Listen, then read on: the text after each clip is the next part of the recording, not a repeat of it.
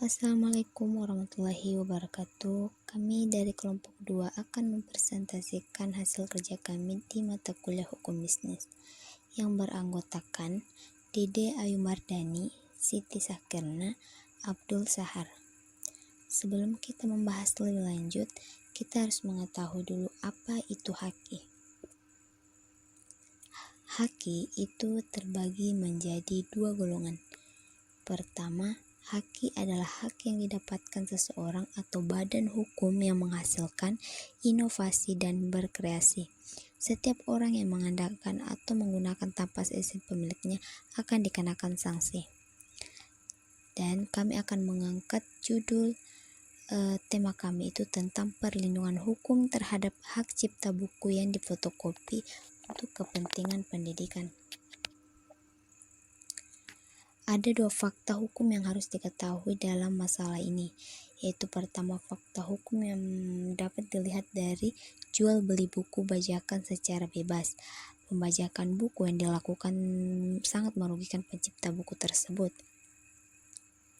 Selanjutnya, fakta kedua dapat juga terlihat dari tempat fotokopi.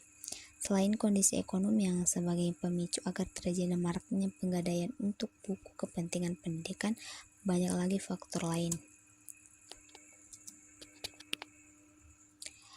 Undang-Undang Hak Cipta tahun 2014 terbagi menjadi dua golongan. Yang pertama, golongan kesatuan untuk perpustakaan yang tercantum pada pasal 47 huruf A.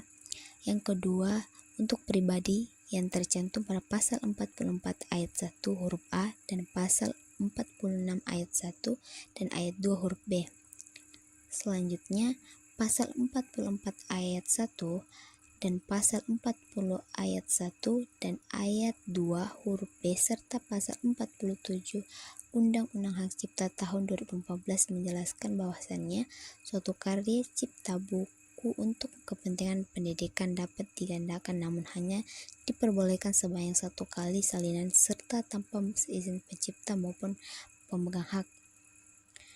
Selanjutnya, yaitu penyelesaian terhadap pelanggaran hak cipta buku untuk kepentingan pendidikan. Sebelum itu, kita harus mengetahui apa makna kepentingan pendidikan. Kepentingan pendidikan adalah suatu kepentingan untuk menjalankan kegiatan dalam menyiapkan peserta didik melalui beragam cara. Lembaga pembimbingnya mengajarkan latihan bagi pemeran di masa yang akan datang.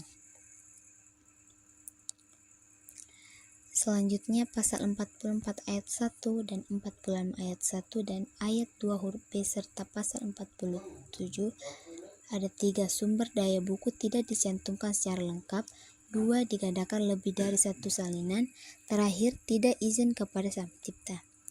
Jadi, kesimpulannya yaitu adalah hak cipta adalah hak eksklusif penciptaan yang timbul secara otomatis berdasarkan prinsip deklaratif setelah suatu ciptaan diwujudkan dalam bentuk nyata tanpa mengurangi pembatasan sesuai dengan ketentuan peraturan perundang-undangan. Sekian, Assalamualaikum warahmatullahi wabarakatuh. Terima kasih.